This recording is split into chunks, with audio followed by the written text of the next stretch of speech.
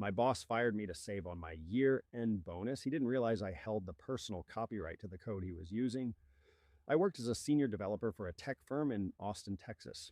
For 3 years, I had been building a custom data sorting algorithm. Because the company refused to provide the necessary tools, I wrote the entire core engine on my personal laptop using my own licensed software and during my own time. In December, 2 weeks before my massive performance bonus was due, my manager, Mr. Vance, called me into his office. He told me the company was restructuring and that my services were no longer needed. He smirked as he told me I wouldn't be getting my bonus because I was no longer an employee.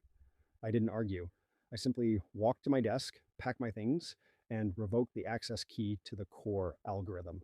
See, I had never legally transferred the intellectual property to the company because it wasn't in my contract.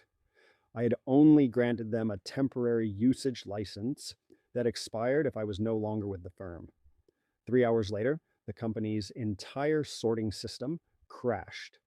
Mr. Vance called me, screaming that I was sabotaging the firm. I calmly told him to check the digital copyright registry and my original employment contract. I explained that since they fired me, their license to use my personal software had ended.